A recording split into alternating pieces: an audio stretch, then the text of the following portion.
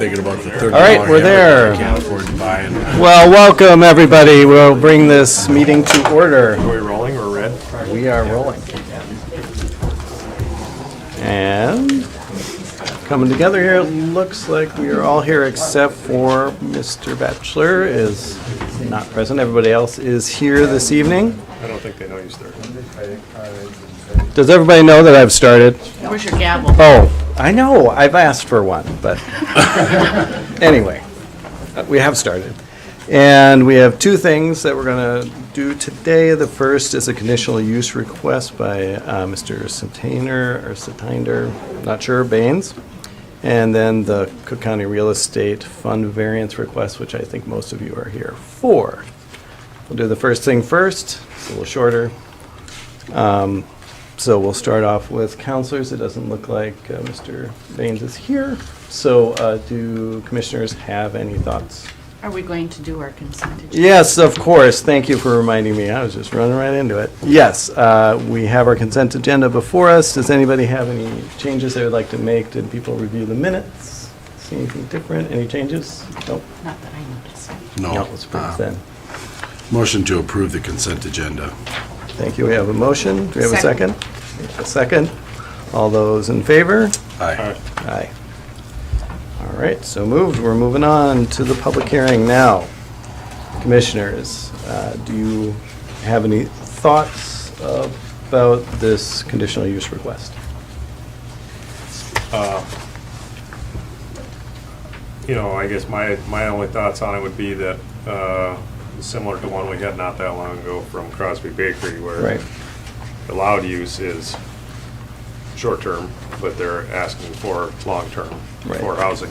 And so we know that's an important thing, something we're lacking, and if he has wants to make that switch, I'm in support of that conditional use request. Sounds good. Ben? The question that I had, now that we have a new, at least ordinance relative to parking for Yeah. lodging, right? So Yeah. does this application meet those requirements that we?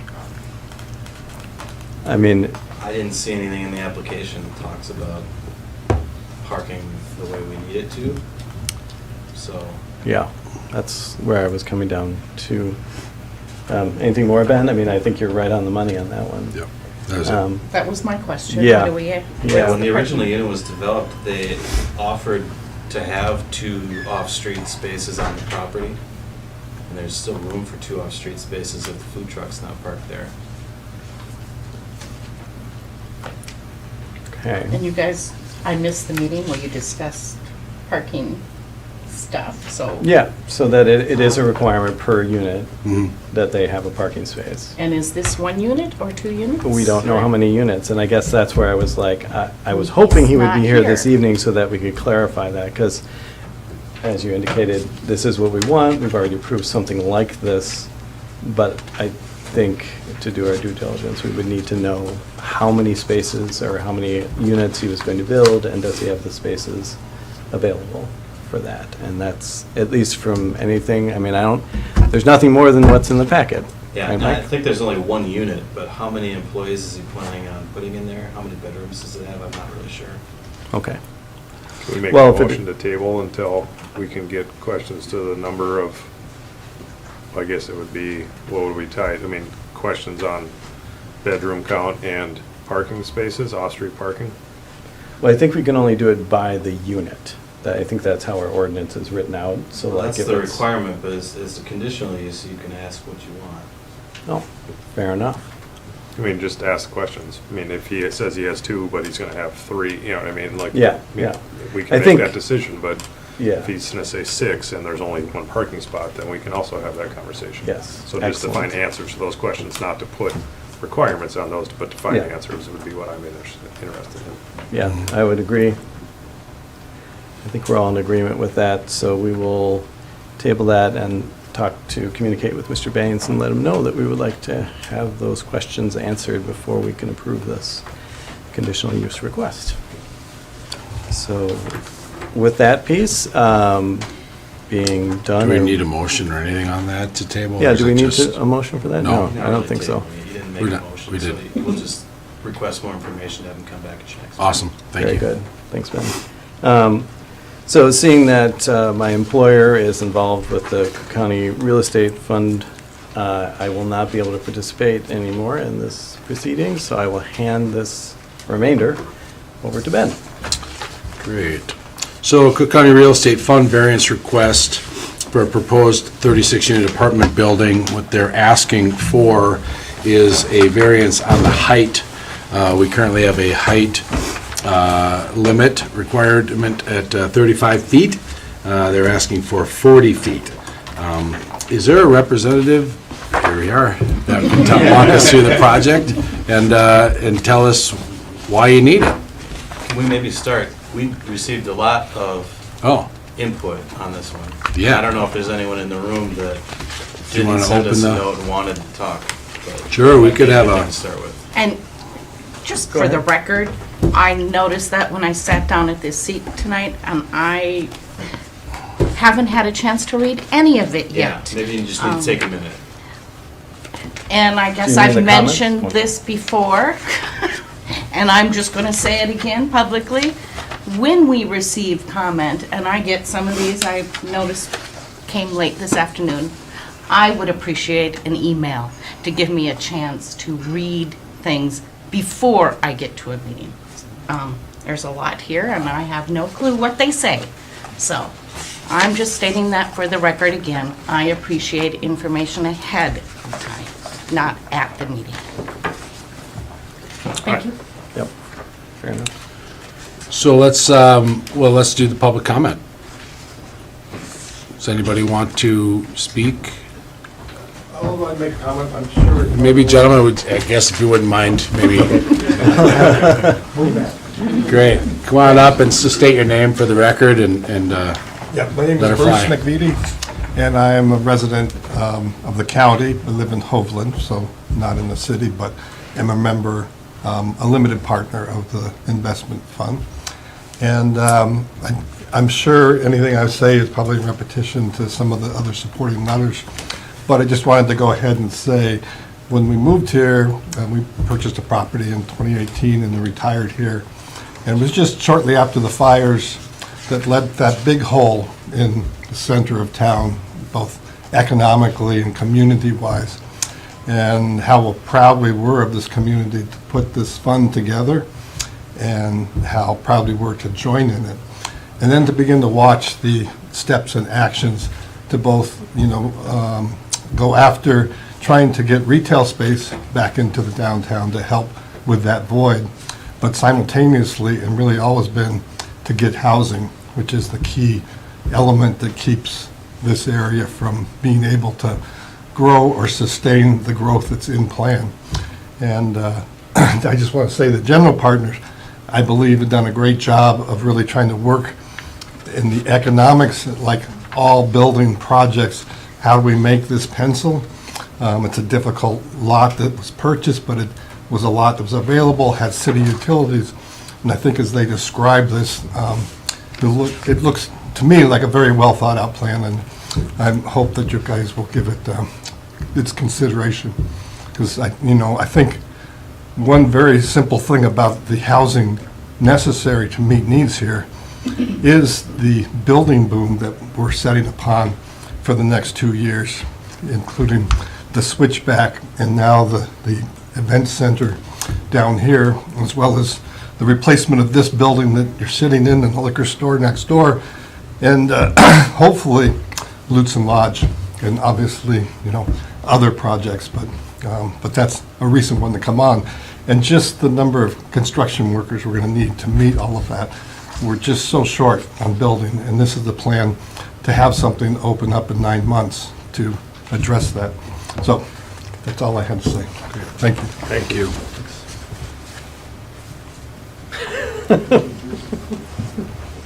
You might regret asking for public comment.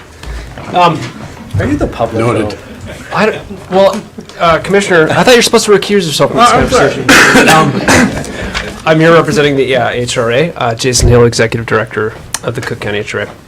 So I did prepare some comments to try to make sure that I contain them. All right, so I'm going to be doing a little bit of reading. But I started in this role April 25th 5th, 2022, which is crazy to me. That's almost 2 years ago. Since then, I've had a number of conversations about height generally in the community, both in Cook County and downtown Grand Marais, outside of downtown, and the limitations. And I've had this conversation with multiple developers and would-be builders. And every single one of them, they've asked, well, what's the thought behind 30 feet downtown or behind 35 feet? Like, those are really tricky numbers to hit for three-story construction. So to help me understand what the thought process is. And they ask, did they know that makes, like I said, it makes it really difficult to construct three-story buildings? Is that the intent of those numbers, to try to limit three-story structures? You may recall that Switchback Village, what the gentleman just referred to, that was originally conceived and presented as a three-story building. For several reasons, they changed it, but the predominant reason was because the building that they wanted to build would not have been doable at 35 feet to maintain that height, to below the height restriction. So we looked at they presented it as three-story. We looked at the zoning ordinance, and I explained to them how it's measured, and we took a deeper look, and they said, well, we can't build it that way.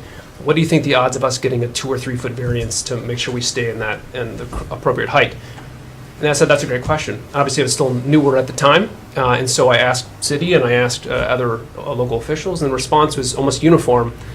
I think a height variance request would be dead on arrival. And the reason was, well, because very recently there was such a request for a project, I think downtown, it was about 2 feet or something, and it was uniformly denied. Now, I wasn't involved with that, so I'm not making any comment about that project. I'm just saying the consensus was it's probably never going to pass. And so the caveat was also given, however, but we don't know, and I've heard this multiple times since, we'll never know until a project's actually brought forward for Planning Commission and Council's review to see how they feel about it. But that's what's happening tonight.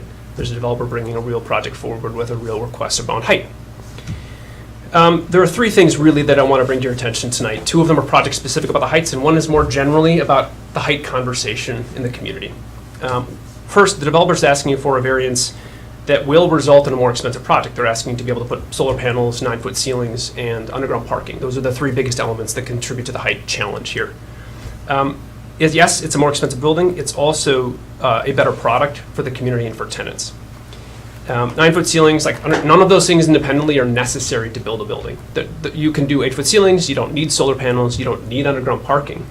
The question that I would put to you and to highlight is, does it make a building that is better for our community and that we're more proud of? And the reality is you get one chance to build something. And what's the thing you want to build? And more likely than not, unless we have absentee landlords, which we won't, the building will be here long after we are. So these are just long-term decisions, and of course, that's not the only side, but I wanted to bring that to your attention. We get one chance to decide. Second, the zoning ordinance, and maybe some commissioners are familiar with this, the zoning ordinance, the way that it's written, measures height in a little bit of a nuanced way. The building at grade, as we would call when you walk into any structure at grade off the street, is not above 35 feet from the grade to the parapet. And this is a flat roof, is the proposal, unless it's changed in the last week or something. But the last one I saw was a flat roof. Part of the intention here is to try to stay under that 35-foot mark, right? If you can't do it with 3 stories on a flat roof, you can't build a 3-story structure. So the question is, okay, so why is the variance required? Well, because as soon as you expose the basement for underground parking, you have to expose the basement. That's the only way to get down there. The measuring changes instead of from the grade to the peak to the basement to the peak. On the other side, you take the average. My point is, because of how the code is written, intentionally or otherwise, I'm not sure, it just changes how we look at the building. That has the impact of needing this variance request. And I would just ask you to imagine for a second, the wall that's exposed, that would be exposed on the basement, imagine just putting a bunch of dirt in front of that. Like, just pretend it's like a walkout basement that suddenly you cover with dirt. Now there's not a height problem. Just a different way to look at that. They're exposing a wall for the basement, which they need to for underground parking if you grant that. But there's no way around that. It's just we're measuring from the exposed basement wall. The last thing I would say, while cost is not and should not be the primary consideration for a variance request, period, I'm acknowledging that totally. The reality is 2-story structures are more expensive, especially when we're talking about a site like this with this bedrock or shale. It's rock. It's expensive rock on the whole thing, right? Nobody's a stranger to that in this community. It's either rock or wetlands, apparently. But every developer everywhere will tell you that it's more efficient to go up than it is to go out. And it's more cost efficient barring all else being equal, like you don't have a giant boulder or some other thing, right? If the site's flat, it's more expensive to go up, or to go out, rather. So while building up is obviously, it's not just the cost impacts, building out has a greater impact on the environment because you're doing more foundations, disturbing more earth, et cetera, more impervious surface. You're also requiring more sites generally. If you can build more units on one site, you don't need as many sites to make up for the housing problem we have. So there are sort of residual long-term implications to reducing height or keeping less dense buildings. It means we need more properties to disturb more soil, to get more materials, to build more buildings because we can't do more density. Makes sense? Switchback Village, again, is a two-story structure, and this was to avoid a height variance request because it was a non-starter. Coincidentally, you may have heard this, there's now a funding gap in the project of over $500,000, and the biggest driver of that gap is site work and foundation costs. Again, they're having to go out instead of go up, and that's usually one of the most expensive parts of any project, is the foundation. I was just going to hand this out to you if you don't mind sharing this quickly. Sorry, Commissioner. This is a map. Again, I started this by asking this section, why does the cost matter? And I know that it's not the biggest consideration, but I just want to point out, you have a map in front of you about the country. By county, it's identified by county. You'll see something very special in Cook County. Again, we are the most expensive place in the state. And this is looking at costs related to incomes. We're the only red on that map in all of Minnesota and one of the few in the Midwest. So my point is, I would also actually say that you can look this up, I have the article link. Minnesota Reformer comments the biggest disconnect between affordability happens in Cook County, the northwest of the state. The typical home value there is nearly five times the median household income here, where we are. I know that you're not being asked about how you feel about the housing crisis. That's not your job. I get that. I also respect and appreciate your role is to interpret and to apply the zoning ordinance to the best of your ability. I have been a planning commissioner before. I take it very seriously. I know what you're trying to do and have to do. I also know that zoning ordinances aren't always, they have unintended consequences, I'll put it that way. And the spirit of them isn't always applied the way you want it to be, let's say. Final thing I'd say is, it seems that this ordinance wasn't probably created with underground parking in mind, because that wasn't really a thing. And I think the only one that I know about is the Grand Marais condominiums that has underground parking. I don't know of another property in Cook County that does like that. But if you step back for a second and take the 36-foot high elevation view, the larger question I'd ask you is if we need more housing, if Cook County is literally the most expensive place, or least affordable place in the state for housing, shouldn't we do what we can to reduce the barriers and address the problem? This is, again, the larger question about height and about density in this community. So if the answer is yes, if the spirit of the zoning ordinance is to make sure that 4-story structures aren't built, or if 35 feet is a more of an arbitrary number, I guess my question to you is, should we not look at that, understand what we're trying to accomplish, and if we want good 3-story projects to be possible, maybe we change it. That's it. Thank you. Thanks, Jason. Thanks, Jason.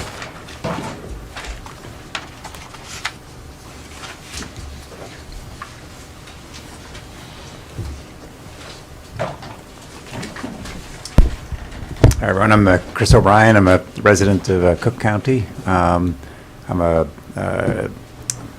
commissioner on the HRA, and I think Jason has made clear that this is a project that that's very much in line with the HRA's objectives of bringing new exemplary housing to Cook County.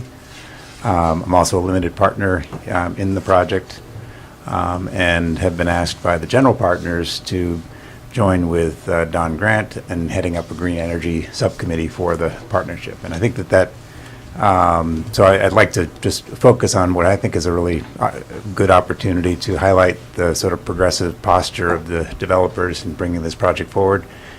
Separate from the variance discussion here, I think it's admirable that they're really looking for ways to maximize the efficiency and set a new benchmark for the performance of new housing projects in the county. Now, the solar on the roof is part of the variance here. I think that's encouraging that that the partners are putting that forward as part of the plan for the project. In addition, they're looking at the overall operating efficiency of the building, including the possibility for heat pumps and so forth. And we're still working out the details of that. But really, I'm impressed so far by the commitment of the developers to try to ensure that this is really a project to be proud of. So that's it. Thanks, Chris.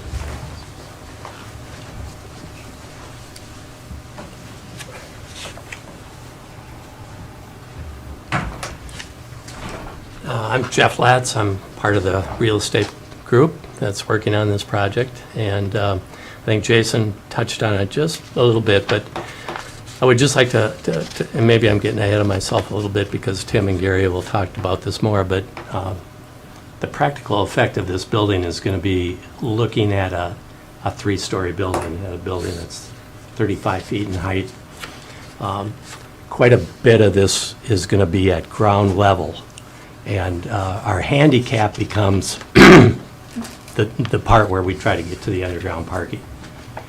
And, I know that's a little subjective, one of those intangible, subjective type things that you can look at. But, again, it's basically a three-story building.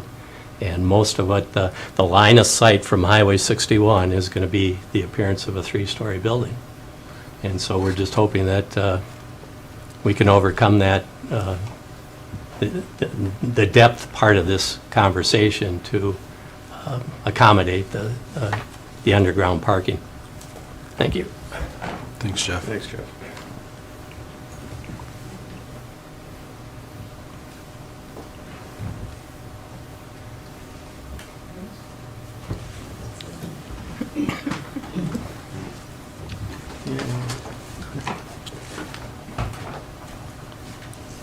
Hi, I'm Beth Rogers Kennedy, and I've been a part of the real estate group since the fire, when our building burnt. Picnic and Pine was our building, and when it burnt, I became part of, and Tim became a part of looking for a way to deal with the downtown area. And you all know kind of what's gone on with that, but we ended up being part of the real estate group because of that, and just trying to find a developer to do a project downtown. But then, as we branched out, we did Birch Bark. We've been involved in housing in general since the Fud Shop needed international employees, and we had to go out and buy housing to have people live in it and be able to have enough workers. So, we've been involved for many, many years. Anyways, one of the things that, because we've had rentals, we've heard from all the people that, we constantly are getting calls about needing rent, needing a place to rent. And we just happen to be on the list of people that rent, so that we've gotten lots of calls. And so you all know about the need for housing. Not so important, but this project is really looking at a nice housing project where people are going to be happy to live. The 9-foot ceilings are about making those small units to feel more comfortable. The underground housing is so important. We could have just scrubbed it, right? That would have been an easy thing to do. But what do we need underground parking because of the winters that we've had, and maybe not this winter, but certainly last winter.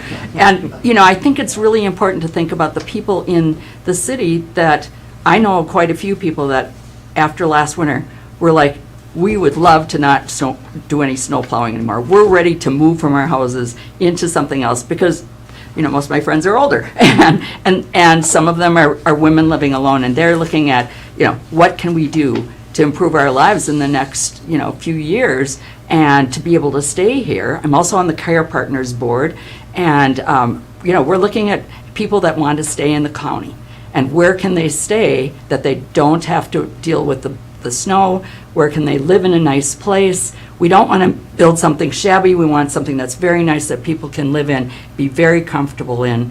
And we need that height to be able to provide that nicer feel to those apartments, and also the comfort of being able to drive into the garage and go up the elevator, go in, and be able to get your groceries up and to have a nice living area.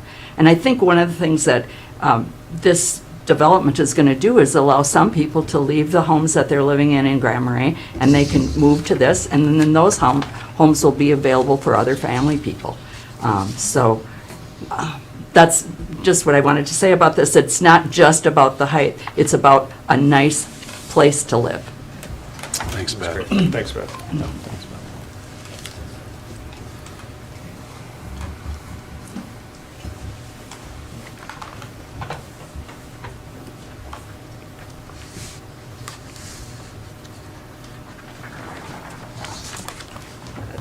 Thank you for hearing us all tonight. Appreciate the time. My name is Jennifer Victor Larson. I'm also part of the real estate group. I've actually invested my 401k in this. I wanted to do something for the community. We have a place here. We can't afford to move here. So we have a simple place and we're making our way. But I wanted to, just on a personal level, invest. And from the, when we first moved here, we were hearing about the need for senior housing, the need for just housing, but especially affordable housing. And this is a project that accomplishes that. There are going to be, it's 50% affordable units. And that's something that we, could have afforded. And just having enough, right? All these projects are necessary. It's going to take a while to get up. And you're here to hear the variance request tonight. That's your job, as you heard, and I think the gentleman from HRA certainly made all the important points. But really having that basement for underground parking because of, as Beth said too, looking at the need for senior housing, which just there isn't enough available here, would allow for that. I mean, other situations, just living situations just become too difficult. So that's a really important foundational piece of this project, as well as solar. Especially being in this special part of the state and country, looking at renewable energy is really important. So those are the two, key things. Yes, 9-foot ceilings also make it a more comfortable place, but the variance, even if we went to 8, wouldn't make it. Yeah. So I just want to thank you for the consideration, and for hearing this group of incredible people in the community trying to solve the problem. So thank you. Thank you.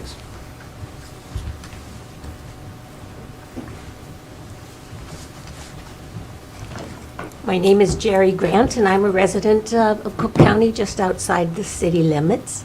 And I am also a member of the investment group. When I first heard about this possibility, the Cook County Real Estate Fund, I thought, you mean I can take money out of my boring old Schwab accounts and invest it in our community and make this a better place to live? I mean, that's a no-brainer. So I did. So I'm a limited partner. To talk about the issues that are on the floor tonight, the variance issue, the part of the building that would exceed the height limit is not by any means the entire building. It's not even half the building. It's just enough of the building to give access to the underground parking. And if the variance is refused, then the costs go up, as we've all heard.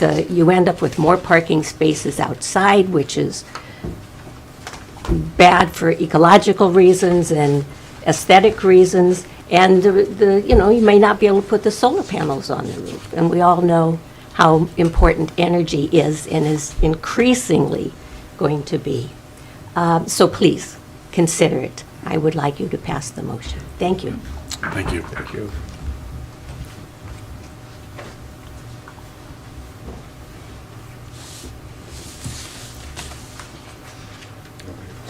You ready?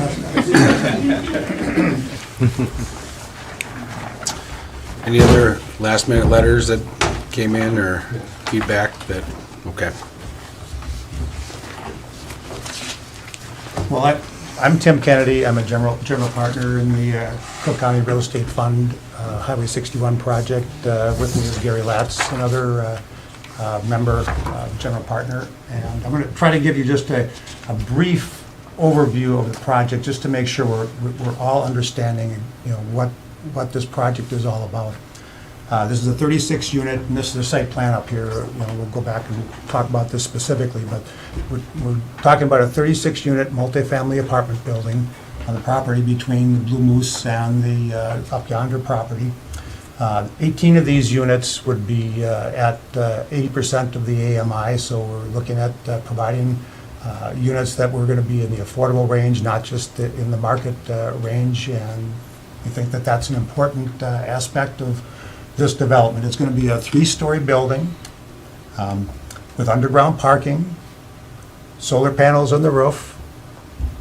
These are all things that we felt were really important to making this project be the quality that others have talked about. The building is going to be 166 feet with frontage on Highway 61 and 66 feet deep. It's going to use modular construction. General contractor for the project is Ideal Construction out of Barnum, Minnesota. They're working with Dynamic Homes, who's the contract constructor of the modular units. They're out of Detroit Lakes. Dynamic Homes has a history in Cook County. They've done a number of commercial properties here, namely the Best Western Superior Inn in Grand Marais was done as a modular construction project, I think well over 30 years ago. Has been a fine asset to the community, and most recently, the Crosby Bakery was done as a modular project of Dynamic. They've also built a number of homes and duplexes in Grand Marais. They're a little harder to kind of point out, but I know of a couple of them in town. They don't stand out to be different than anything. It's just a matter of how they're constructed. They're constructed in a factory using controlled, situation to be able to get greater efficiencies. It's a reason why we've selected them, because the cost issue, as Jason was talking about, it's significant, and we need to make sure this project pencils out. And so far, we think we're on the right track. We're working with, let's continue on with this. I'll give you the project schedule. We're really on a fast track to make this thing happen. If we get all our approvals and get through our bank financing, city approvals, and all the other things that need to fall into place, we're looking at signing a contract to have these units built in late March, early April, with the idea that construction would take place in June, July to put the units together. Occupancy would be sometime late fall, early winter, a pretty quick turnaround to get people into housing units. The addition, in addition to the 25 underground parking spaces, we would also have above-ground surface parking spaces, because that's part of the requirements, and we've, recognized that.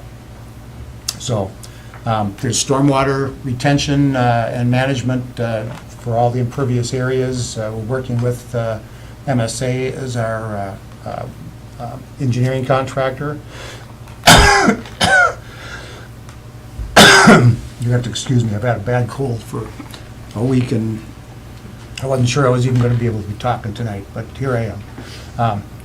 So, just to give you a little bit of background on the Cook County Real Estate Fund and what we are. We're 7 local general partners working along with Revocity, which is kind of our professional team from Northfield, Minnesota, that has set up these kind of community real estate funds in many rural communities in Minnesota to help them do impact investing, as they call it. And we've attracted, I think it's 41 limited partners that are investors to assist us to raise the money we need to get the bank financing and complete the projects as we intend. We've already done one project, and you probably recognize it, the Birch Park project. We've taken the old Birch Park books and gifts and turned that into a totally renovated building, energy efficient, year-round occupancy, 2 primary tenants in the front of the building and 6 office tenants in the rear of the building. A remarkable success, I think, you know. We hope that the Heights project will be similarly successful, but it's the careful planning and the due diligence that goes into making these things be successful that we think that we're on the right track with. So Bremer Bank is going to be our lender for the Heights project. We're looking at it right now about an $8.2 million project. Along with them being the primary lender, we're going to have our local investors committed to approximately $1.6 million of local investment. In addition to IRRB funding that is going to cover infrastructure and some of the housing costs. We have some other minor partners, but I don't know, you need to go into all the details on that, but know full well we are working, you know, to get all the leverage we can from the resources we have available to us to make this project successful.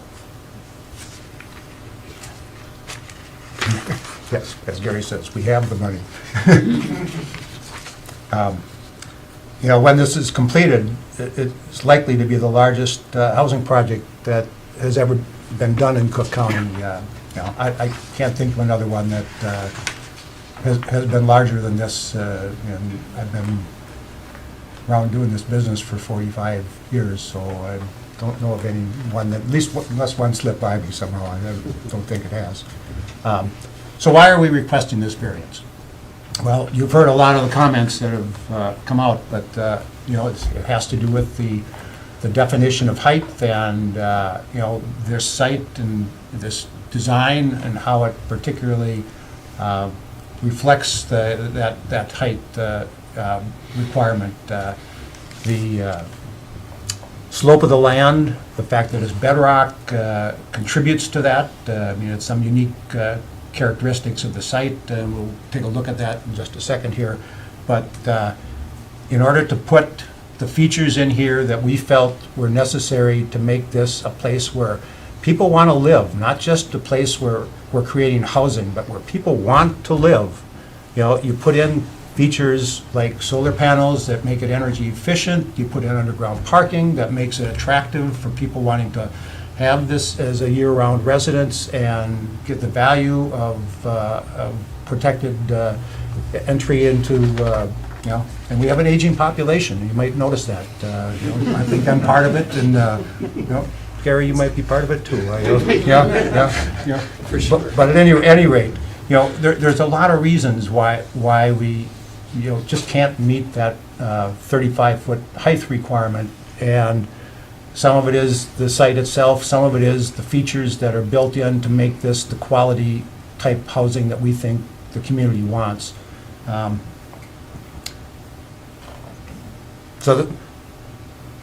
think, okay, well, let's go to the site plan and look at this a little bit.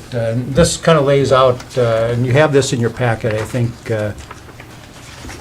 You know, what it shows is Phase 1 building. That's the building we're talking about, 166 feet by 66 feet, oriented with the 166 feet on the highway on the east side of the property, and takes advantage of the slope of the land to allow us to do the underground parking without having to excavate the entire depth of that in that bedrock material.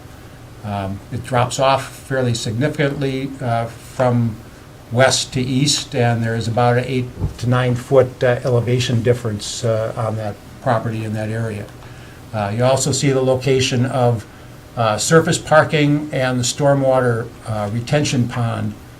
You also see in the back portion of the property a Phase 2 building. That is a consideration for the future. We've been talking with other developers that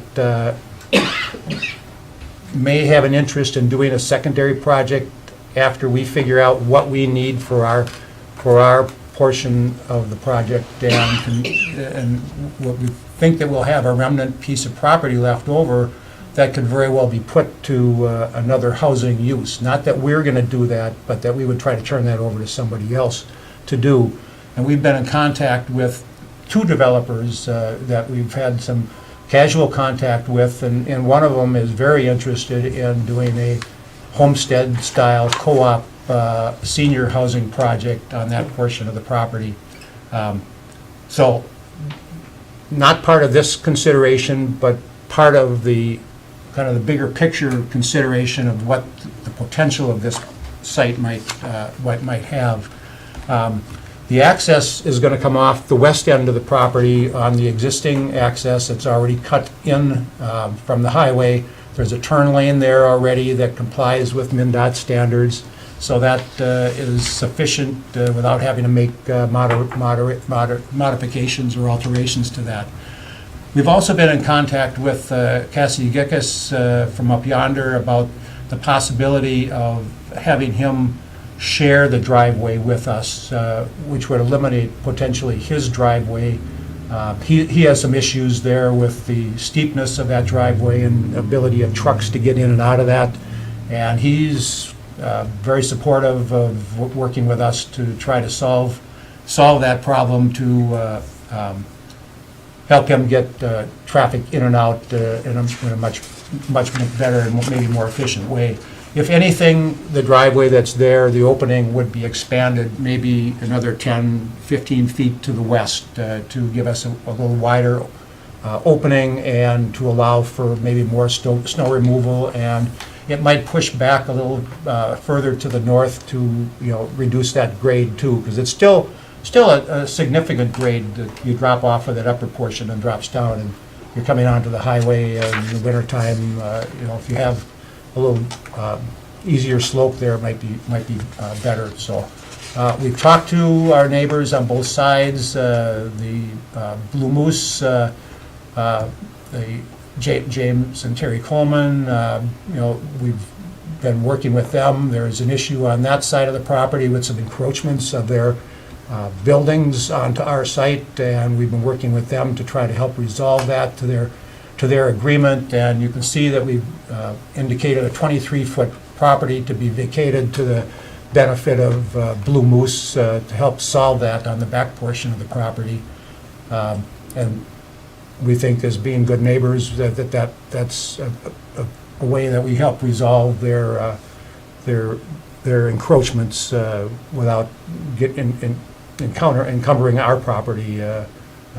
We need to clear that up for the banks. He needs to clear that up. Property has been for sale, to make sure that future buyers understand that they have clear title to that also. I think that's probably that. Let me run this. Here, this slide shows the top, where it says A to A profile, shows the profile from the west side of the property to the east side of the property, and you have kind of the lines where the building would be indicated on there, and it's about a 9-foot drop from the top of that elevation down to the base where the garage floor would be. The area that's shown in the hatched line is roughly the amount of material that would have to be removed or excavated to get that building built to the depth that we need it. So that's one of the hardships, because the possibility of moving that building further to the west complicates a lot of things. One, it complicates the access and ways to get to the garage under ground parking, but it also creates problems with the need to excavate additional rock material to create that, and the expense and cost to do that is quite significant. So let me show you this next slide. This next slide is the west elevation, and this west elevation shot is the side you would see from up yonder from the highway as you're driving into Grand Marais. This elevation is roughly 35 feet in height, 3 stories with the flat roof and the solar panels. 35 feet, and that is kind of the main view that you're going to have of the building, where grade is at the base of that main floor. You don't see any of the exposure of the lower level, the basement, the underground parking. But then you go to the other side of the building, and you do see the full exposure of that underground parking. So that's where the 40-foot variance dimension comes in, 40-foot height comes in. It's 45 feet on this side, 35 feet on the other side. You average that out, and you come up with 40 feet. And, there's just no way around it. If you put that lower level in, there's a need for a 5-foot variance. There's no way around that. And so that's the issue at hand that needs to get addressed. And this has some of the detail on there, and it's kind of hard to read here, but shows the exact dimensions of all of those various floors and elements, the solar panels. There is a slight pitch to the roof. It's not completely flat. I think it's a 1 inch or a quarter inch to a foot slope to that roof, so the water does run off. But you see there's 2 feet of separation between each floor for the utility and infrastructure and insulation and whatever goes in there, supporting members. And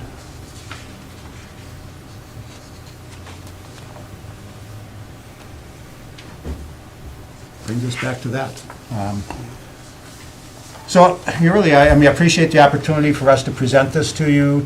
I've talked to a couple of you already, and let you know that we've given this project a lot of thought, and we're trying to do the right thing in building a building and a product that people want to live in. That they want it to be their home. It's not just another apartment building. We could go with vinyl siding, we could put in 8-foot ceilings, we could reduce all the things in here to make it cheaper and more economically viable. We think what we have here is a product that people will want to live in, that needs to be done for the long term in this community, that we need not only this, but all the other projects that are being talked about, because we're not the only one. There's a lot of housing needs, and unfortunately, without this variance, this project is not going to happen. That's the bottom line. This project can't happen if we don't get the variance. So I'll leave it at that. Gary, if you have anything that you want to add, or questions? So. Yeah. First questions. Let's open up for that. Tracy, do you have anything you want to add to the convo? Actually, I really don't have any Yeah. questions that. I gotta write this down. No, actually, in my pocket, I have a piece of paper, but it's not for them so much, it's for our discussion, I guess. Okay. Yeah, I had a chance to walk the property and get a sense of how this would fit there and what it might look like. So, those questions have been answered. So I'll let you know. Well, I don't have any questions for you guys. Anton, if you have something, or we can have a discussion. Thanks, guys, for the presentation. Sure. Okay. Yeah, thank you.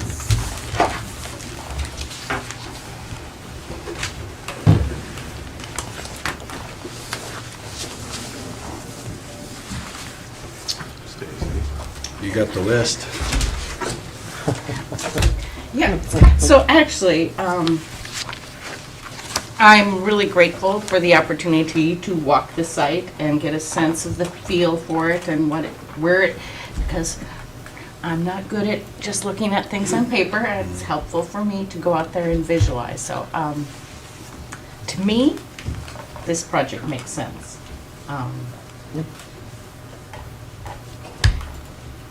And I appreciate that I saw the hole where you don't have to excavate. Yeah, that makes sense too. So, and I like the fact that there is underground parking. I don't know how affordable these units are gonna be for lots of people that I know, but I know we do have a need of all kinds of housing in our community. And I know people who would maybe consider leaving their home to move into a place if it had underground parking, just like the other place over here. So, to me, that was a plus.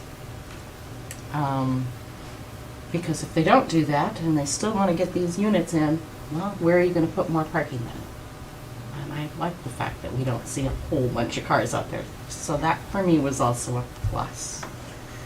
Walking the site and realizing most of the building is 35 feet, which is limit. There's just that one end that looks, I don't know, I think this makes sense, and that's why we have a variance, so that we can make the decision based on the site, based on the plan, and we have some control. So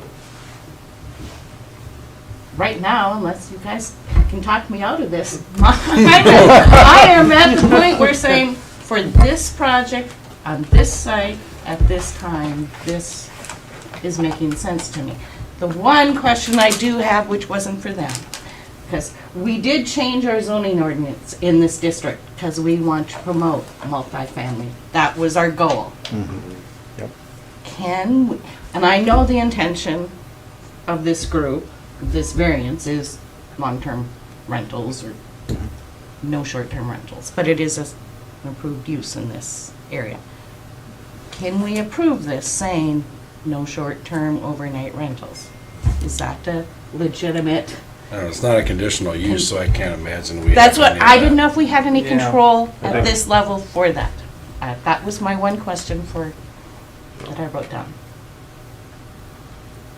I don't know what the answer to that. I know what they're gonna say, Well, but I wanted his answer. I definitely think there's ways for you to get that done. And I Okay. don't think this is the only avenue to have that conversation. We're gonna have another conversation with this group of people at the city council meeting next week about abatement. And that's Maybe you just not wanna what, ask 'em. I don't need to ask about it because this is only variance, that's all we get to decide here. We don't get to weigh in on, you guys do, but I don't.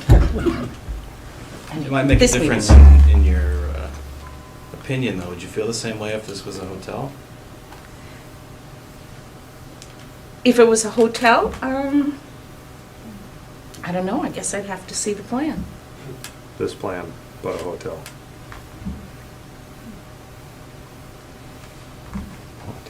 Right. I mean, different, probably. I mean, Whether or not it's No, different. I don't know, I don't know. It doesn't 'cause have to we be different, said- that's not my point. My Yeah. point is that the way it's being used is absolutely relevant to your conversation, and if you have questions about it, ask Okay. them. And if you want that to Come be part of back your up. decision, it can be. Go ahead.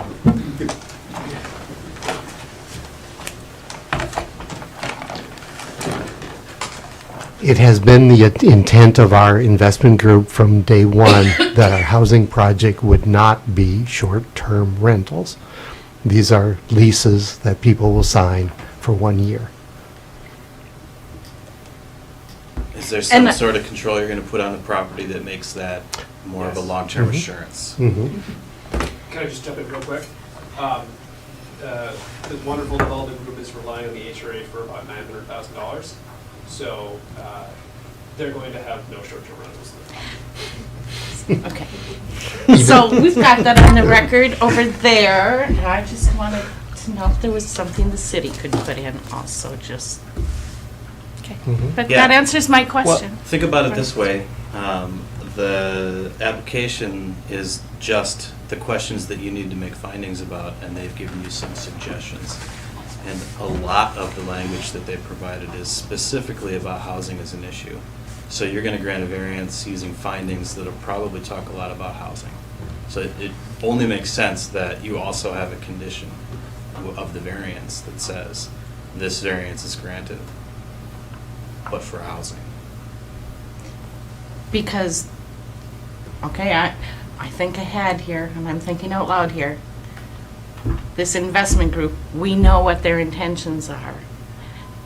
And what if they sell in 10 years and it could become the next owner? So that's where I am thinking it's helpful. If our intent is to improve this project because it's the right project on the right piece of property at this time, to make sure we have some control to make sure it stays that use. I don't Am I think that- thinking wrong, or No, I don't think we'll need to do it, though. I think Okay. that there will be that in place with Jason and the HRA, that'll be sufficient. And we can look at their language if we need to.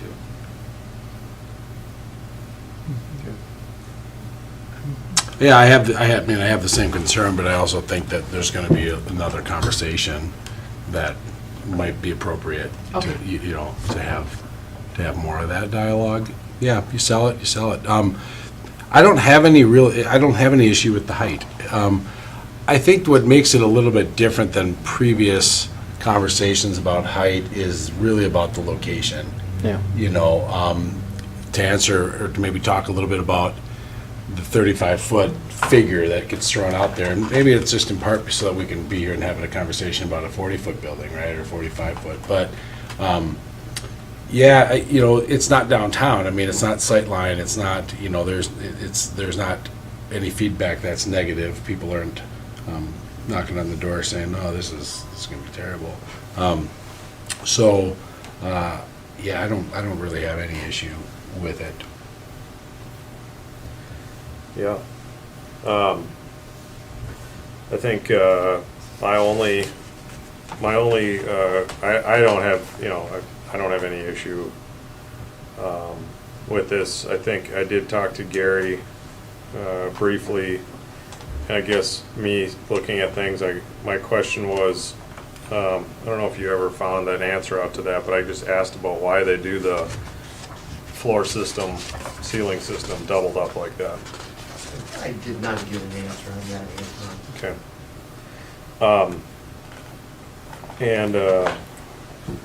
I mean, again, even if you took that out, that's just eliminating 2 feet, so then they'd still be asking for a 3-foot height variance, right? And then I'm assuming it's probably has to do with shipping, like the fact that like stuff stays rigid while shipping, and what and likely actually soundproofing and fire. I mean, all that stuff probably comes into play because it's separate dwelling units.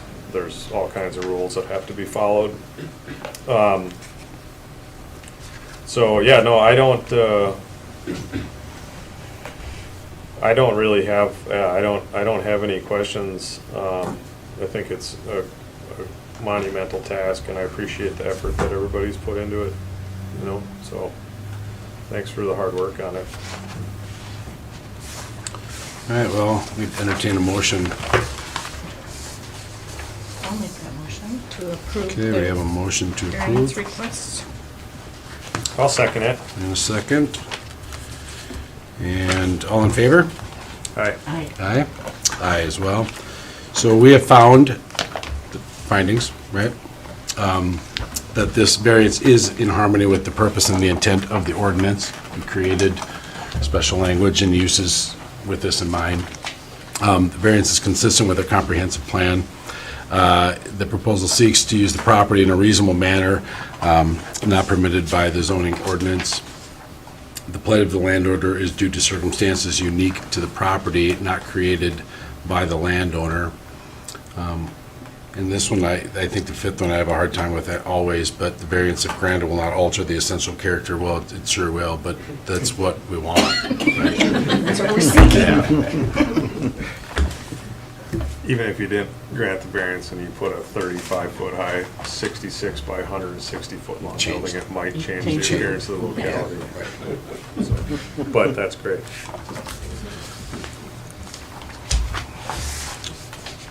Well, Great. Do you give enough Approved. reason, though?